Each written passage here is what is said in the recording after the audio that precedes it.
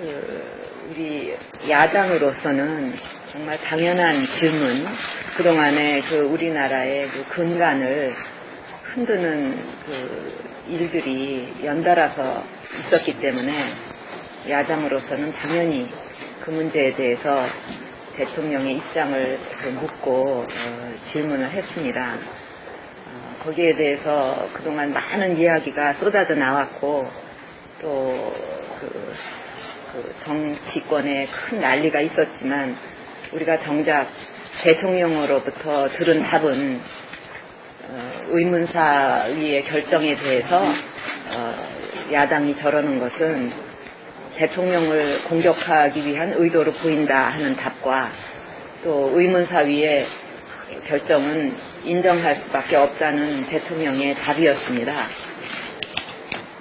그러면 그 뜻은 앞으로 또 간첩이 민주인사가 될 수 있다는 이야기도 되고 또 간첩 출신이 군장성을 오라가라 하면서 취조를 할 수도 앞으로 있는 일이고 또 우리 국경을 침범을 당했어도 아무 소리 못하는 일이 앞으로도 있을 수 있다는 것도 의미합니다.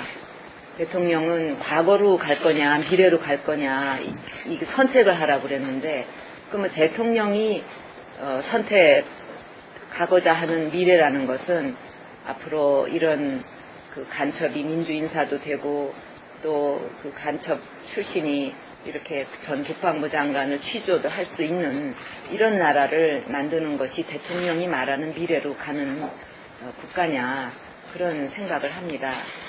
대통령이나 또 우리 정부의 국가관이나 또 체제 수호에 대한 의지, 입장이 이렇다면 저는 우리 경제가 앞으로 점점 더 어려워질 거라고 생각하고 어떤 백약이 무효일 거다 경제에 관한 하는 그런 생각을 합니다. 이런 상황에서 누가 투자를 하려고 그러겠습니까? 결국은 불안하기 때문이라고 생각합니다. 투자자나 또 기업을 하는 사람, 정작 일자리를 만들어내야 되는 이런 모든 주체들은 거의 동물적인 감각을 갖고 있습니다. 그래서 정말 여건이 투자를 해서 일을 할 수 있는 여건이 되면 막 말려도 열심히 투자를 할 거고 또 그런 여건이 안 된다, 불안하다 생각하면 아무리 권하고 협박을 하고 별짓을 해도 결코 투자를 할 리가 없습니다.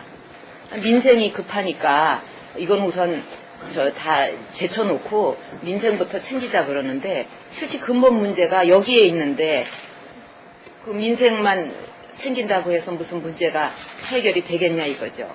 우리나라 속담에 아무리 급해도 바늘 허리에 이렇게 실 감아가지고 바느질 할 수 없다는 말 있지 않습니까? 바늘 귀에 들어가는 거 이거 힘들다고 해서 바늘 허리에다가 실 매가지고 바느질 할 수 있습니까? 또 우리 사람이 암에 걸려가지고 막 깊은 병이 들었는데 그때마다 아스피린 좀 먹이고 그런다고 해서 그 병은 점점 더 깊어지지 근본 치료가 되겠습니까? 왜 정치권이 경제를 살리고 민생을 살려야 되는데 이런 일만 하느냐 하는 사람도 있지만은 우리 야당으로서는 정치권으로서는 결국 이 경제를 살리기 위해서 근본 문제를 짚은 겁니다. 야당 대표로서 대통령에게 국가에 관한 문제를 질문을 하면 꼭 정부 여당이나 거기서는 야당 대표의 개인 문제를 가지고 답을 합니다. 언론에 보니까 야당 대표 흠집 내기, 야당 대표 죽이기, 그런 여러 가지 지금 진행이 되고 있다. 저는 얼마든지 비난받아도 개의치 않습니다. 제가 정치를 하는 것도 무슨 자리를 가기 위해서 정치하는 것도 아니고 또 어느 자리 가기 위해서 야당 대표 노릇하는 것도 아닙니다.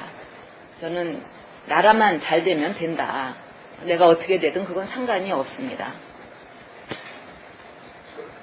그래서 제가 가장 두려워하는 것은 다른 것이 아니고 나라가 잘못 가고 있다는 거, 나라가 잘못된다는 거, 그게 제가 가장 두려워하는 일입니다. 지금 대통령이 그 야당의 질문에 대해서 이렇게 대답한 거에 대해서 오늘 참석하신 여러분들께서는 우리 한나라당은 어떻게 해야 되는지에 대해서 모두 의견을 내주시기를 바랍니다. 그리고 뭐 또 최근에 보니까 대통령 형 노건평 씨가 선거를 받고 나서 재판장에게 항의 전화를 했다 하는 보도가 있었습니다. 그 내용이 도대체 어떻게 된 건지, 어떤 내용으로 전화를 하게 된 건지, 이런 사법부의 권위에 대해서 대통령은 내 정신이 헌법 정신이다 이렇게 법을 수호한다는 의지를 표명했는데 대통령의 형님이 이렇게 해도 되는 건지, 이 점에 대해서도 우리 야당으로서 조사를 해야 된다고 생각합니다. 한나라당이 어떻게 해야 되는지 아까 제가 말씀드린 거 공개적으로 다 좀 생각을 말씀을 하시겠습니까? 한나라당이 어떻게 해야 될지 나중에 브리핑으로 그러면 발표를 하겠습니다. 비공개로 회의하겠습니다.